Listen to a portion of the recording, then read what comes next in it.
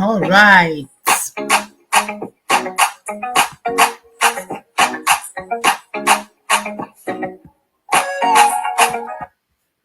All right. Thank you, brothers and sisters. Continue to help us to share. There's so much platforms you cannot finish in a moment. So as we are speaking, please continue to share and get this message across to our people. All right. So let's go with the our topic today. You've seen our promo. It's already out there for your view. If you're a follower, you should know how we roll by now. So our topic is a terrible president for a terrible country. A terrible president for a terrible country. And this is in line with what is going on. You can see that the interregnum president is have turned himself into a monarchy now. He makes all the decisions. He decides who lives and who dies. He's almost like the God that we go to on Sundays to pray for, right? So, and we warned you guys when you saw this guy that was in diapers, urinating on himself, crying, it's my turn, I paid my dues, I gave you guys the money, it's my turn. And people turned a blind eye. They went and got plastics. The church came in full force. Go get your plastic or you will not get to really. If you don't get your plastic, no confirmation. And then as God will have it, we saw every signs around us that this thing that is going to be not fruitful. We saw a bunch of plastic cars being dumped in every gutter and trash cans all over our land. But we push forward because there's a saint that was in line to come and save us. Because we always, we are victims. We're always looking for a saint that will come and save us. So one saint came with one watch, and we left everything, every voice of reason that Nina's had on the table, and we proceeded. The likes of Tommy Kosahian Azagan, the man with thyroid disease that doesn't want to take his medication. That was Tommy, yes. Yes, he came and told you, no, democracy is alive and well. Come on, guys. Somebody can swing from one party to another, and the same week he will get their ticket to be the president, and they are cool with that because it has never been about our children. It has never been about the future of our children. So the church, they are bedfellows. You have the politicians, you have the church, they work hand in hand. Because the church will tell us that the hospitals that the government did not build is because of your sisters holding you hostage, because of the witch in your family that is eating you alive at night. So the church will vindicate them and turn your eyes onto the Lord. And the government will continue to steal from us and keep us in abject poverty while we run around and hate each other and fight each other. Go to Igbo land now, you can count how many families, members that are speaking to each other because they really, really believe that the brother is holding them hostage, the sister something is holding them hostage. It's the Nigeria constitution that is holding you hostage. Divide and conquer. They are working, these are the current warrant chiefs. Yes. They never left the town. They just switch uniform, switch skin color, switch over to your brother. They have been there all along, and you see our sisters trying to put these things in perspective for you. Because it's the same people playing the same games against the same, all of us. Yes. A terrible president for a terrible country. Building a Nigeria that works for all will require a fresh union, renegotiation, and reconstruction, according to Nina's. So you coming out and shouting and going on Facebook Live, they are doing it to us again. I mean, my father's land, though, they have come. That's lamentation. And we have warned you that lamentation is not a strategy. You crying unto the Lord in the middle of the night, you ba from morning till night, you're babbing to yourself. There is no random guy anywhere coming to save you. The right processes must be in place. So you need to be a change agent. Nigeria is a land of boundless potential, yet it remains trapped in a cycle of suffering, stagnation, and systemic failure. What is the reason? It's a nation built on deception, a nation held hostage by the 1979/1999 Unitary Constitution, a fraudulent document that dictates the fate of over 200 million people without our consent. If you're a youth corper, Your dreams are stifled by unemployment and a broken system. If you're a trader in the market, you battle daily against inflation and economic instability. If you are an ordinary Nigerian, you are left to navigate a life of insecurity, poor governance, and a shattered promises. Brothers and sisters, it is not by accident, rather, it is by design. So prayer won't come for it. The right processes must be in place. And the right process is a constitution, a new constitution. A truly federal constitution negotiated by the indigenous peoples of Nigeria should reflect the aspirations, autonomy, and dignities of its diverse ethnic nationalities. Yet, what we have is an imposed pseudo-monarchy where a few dictate the destinies of many, plundering resources, crushing dissent, and leaving generations to inherit a legacy of hardship and despair. Across the world, we can see nations, they are breaking free from the shackles of oppression, embracing true democracy, where people govern themselves, control their ancestral resources, and charter their own courses. But in a place we call Nigeria, we remain trapped in an illusion of unity, held together not by consent, by coercion. You've never had your independence. It has never been about you. Never. It has always been about the enterprise, the colonial terrorist enterprise called Nigeria. Yep. So, brothers and sisters, the time have come for a reckoning. As this inverted federation gasps for breath, because he is dying, he doesn't have any choice. He has to die. He has sucked all the blood that is there, surviving it in the first place. The indigenous ethnic nationalities are forging a path towards peaceful resolution and true self-determination. So we ask, would you watch this history be written, or would you raise a voice and demand the change that we deserve? In other words, are you willing to be a change agent? Again, for the future of your children, you chose to go in there and get pregnant and give birth to the future generation. What are you willing to do for us to leave a better place for them? So today, we'll discuss the need for the indigenous peoples to take center stage in confronting the union question and unveiling a strategy for just, equitable constitutional arrangement. The future is calling. We hope that you will answer. I will pull up the first video of the day while my sister add. Thank you so much for that powerful introduction. Yes, our people, you are already living what we're saying. Nobody is your a personal experience. This is your story. Here's the song. This is my story. This is my song. Living in a slave camp all that day long. A terrible president for a terrible country. Yes. The Nigeria you live in is a terrible arrangement. It's a terrible country. Not because the land is terrible, but because the construction, the arrangement, the constitutional arrangement is a terrible one. Because it does not belong to the people. It is a slave camp with people held at GUN points. If you do film, they come for you. It is not democracy.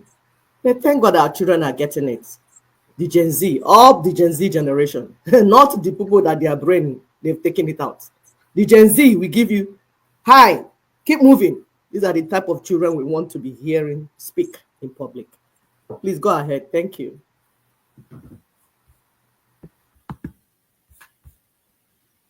I have to make this video. I'm sorry, but I have to make this video. So, in response to the 30 days challenge going on, I want all Nigerians to take note of this, because when I thought I was crazy, but when I said it to someone, he was like, he's never thought about it this way. So I feel like I'm on to something here, and I'm just saying it for saying sake, because it is true, and I want every Nigerian to try to dissect everything I'm trying to say.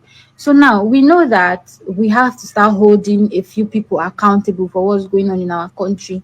It's high time we stopped, it's high time we start pointing fingers and holding a few people accountable, because we know that it's a few people running this country, like literally some friend group running this country. Right. So listen to this, right? I'm sorry if this may trigger anybody, maybe church members. but this is what I've noticed for years now. The former vice president of Nigeria, the former vice president of Nigeria was is a redeemed pastor, like a pastor with the Redeemed Church. The current president of Nigeria, his wife, is a redeemed pastor. The current EFCC chairman of Nigeria is a redeemed pastor. Now, I don't know if you follow this VDM versus Mesichimu incident, but you realize that like the 3, 4 lawmakers, judges, and EFCC people that are literally um, using power to subdue the EZT guy, all of them are redeemed pastors. Now, um, we have this picture of, hold on, let me show you the picture. So I wanted to put the picture with this video, but technically there's no need, because if you just go on your Google and search Tinubu and Adeboye, you will see countless pictures of them together, both with the wife who is a pastor, both pictures from years ago with Fashola and all of that. Let's say Fashola, sorry, what was his name? The former president of Lagos State, right? Anyways, so this man Adeboye, right, who is supposedly the head of pastor, like the most influential pastor in Nigeria.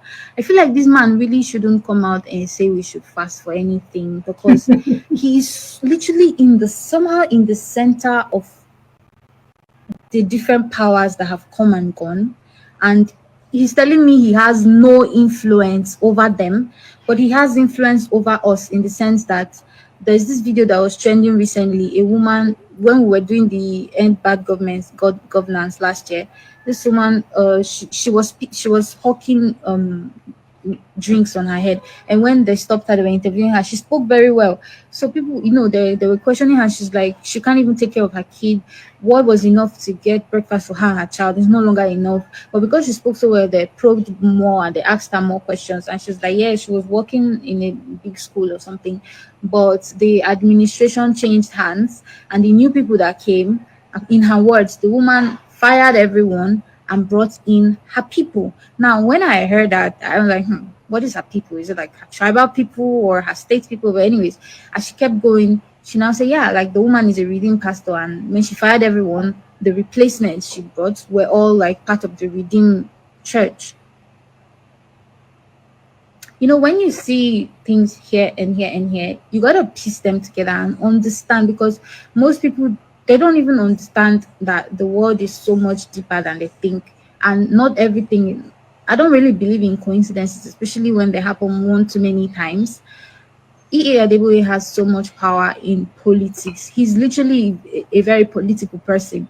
When Goodluck Jonathan was in power, he was one of the people that spearheaded the protest against Goodluck. The same Goodluck that said the USAID with the Obamas, they literally removed him from office and put in whoever they wanted. So like there were a lot of forces against Goodluck Jonathan, maybe because he wasn't doing their bidding or whatever. I'm not saying he was a good president, but during that Goodluck time, when everyone, they were allegedly Obama through USAID started bringing in Boko Haram, Adeboye led a protest against Goodluck Jonathan. So tell me why he's now old buddy, old friend, wife being a pastor in his church is now the president, and things are this bad, and this man cannot even say anything to criticize. But he's telling us to fast for 100 days, or at least not us. He's telling his people to fast for 100 days, and I'm like, you have this much power. We can literally see you. Like, if there is a cabal of churches, I don't. There are 3 people I would mention, but the first person would be this Adeboye guy, and I'm like, I see you having this much power. Like, I don't think there's any presidency that has come and gone that either they're your friends or they're pastors in your church. And remember, if you know how this whole church thing works, at the end of the day, it's the man at the top that is the god of the establishment. I'm sorry. Adeboye is over here, then all the rest pastors are under. So there is nothing except you want to. I mean, let's be honest. If you open the business now, no matter how big that business grows, you should know some of the things going on in your business. At the end of the day, you're the overall head, right? So I feel like this man knows and has control and power of so much to just be a bystander, to just act like he doesn't. Did you get, like, he always try to exclude himself and try to be neutral when if you really look at his moves and the little things here, redeem pastors, redeem pastors. So if you search Google right now and you search redeem pastor this, you will see, oh, redeem pastor, the 10-year-old girl, redeem pastor killed his wife, redeem pastor slept with married. So the reason for that is because redeem is like what do they call it? You know how Mr. Biggs, there's Mr. Biggs here, Mr. Biggs here. So it's called like a franchise. They don't really vet their pastors. Allegedly, from what an ex-redeemed pastor say, if you have money, they just tell you, okay, set up a church, take our logo. So that's basically like a business franchise. They don't vet the pastors. That's why today redeemed pastor did this, tomorrow redeemed pastors did this, because at the end of the day, it's just like a one man's business. I will give you my logo as redeem, put it in your church, but at the end of the month, you gotta bring money to the headquarters, who at the end of the day bring money to me over there. So if you really look at it, there's like too many moves about this whole redeem church, not just redeem church now, but like a whole lot of things that Nigerians, we really, as much as we're holding political people involved, we really have to understand that these religious leaders at the end of the day are just men, and smart men at that, very smart, smarter than you. That is why some people would still bash and whatever, but if you really look at it with your inner eyes, you realize there's so many forces going on in Nigeria. It's not just political people now. There's so many people that don't want Nigeria to be better at the end of the day. Because if Nigeria is better, you probably would not need them to pray for you to get that job or to live healthy. So many things would shut down if Nigeria was a good country and people were, actually being taken care of by the government as other countries are. So at the end of the day, we should really just be using our eyes to be looking at all those people one by one. Then we really know the problem or the problems we have in Nigeria. Peace out. Thank you, my dear. This generation of Christians. So I'm just coming back from. So all we're asking our people is for logic, for common sense, for you to begin to analyze things. Because that's the problem. If you keep thinking that it's somebody that is doing you. Sorry, is anything going on? Your face is showing. I don't know where this noise is coming from. If you keep thinking that someone else is doing you, like my sister said that introduction, or is your mother's, is your father's wife, is the witch, is the neighbor, is the four ancestors, you will not hold the people doing you accountable. Because you keep looking for imaginary human beings and imaginary spirits doing you. They are doing it intentionally. So all we're asking is for our people to begin to think. So like this picture that my sister put up, we say Nigeria is a terrible place because it does not belong to the people. It belongs to cabals. There are some cabals that are benefiting from this system, this rotten system, this colonial system, this slavery. The cabals are benefiting from it, and you can't hold them accountable. Why? Because the 1999 Constitution says you cannot. And we'll break it down for you as the show goes on. So now, this is what, this picture is from Nina's, of course, and there's an article, there's a video backing this. If you type it, Nigeria, the Pyramid of Evil, you will hear the breakdown. At the peak of this pyramid is British Crown, because we keep telling you that Nigeria has not been decolonized yet. Nigeria is still colonized. That's why your president, anytime he's coming to vote, he has to go to Chatham House to get permission to take this. So you have to tell them some things. They will not tell him, do this. There are certain things you can't do, and he will agree and sign and deliver. They will deliver you. So under the British Crown, the Caliphate is the local agent working for British that is outside. Under the Caliphate, you now have the 1999 Constitution of the Federal Republic of Nigeria, the so-called, which we call inverted federation. Because in a true federation, the indigenous people, that's the constituent members, under federation, the constituent members, we have their own constitution, then bring it together before you can have federal constitution like the Americans have. That's why in America, those that are living in America, you can see that each state is now different, doing their things different, but there are certain things they share at the federal level, like currency making, home security, homeland security, all these things that's printing money. But things like your driver's license is your state that takes care of it. So there are some things that will make the people live the type of life they should live. Is the subsequent constituent members that will be in charge of that. But it's not like that in Nigeria, because Nigeria is an inverted federation belonging to the Cabals. We told you the Cabals, the British Crown, the Caliphate, and they use the constitution that is imposed. You did not make that constitution. It's a unitary constitution tying all everybody together. So it's not a true federation. So after the constitution, you have the federal government. So whoever that goes to Aso Rock to hold that house, that rock, they will be in charge. It's like my sister said, a monarchy is a pseudo monarchy. So you don't have right to do anything. All this wailing, lamenting, you are really just wasting your time, because they are in charge of it. So under it, you see the baseline is where the masses are. You have no choice. You can't say anything. It's what they say that will happen. That's why we call it pyramid of evil. So you can't hold anybody accountable under the 1999 Constitution.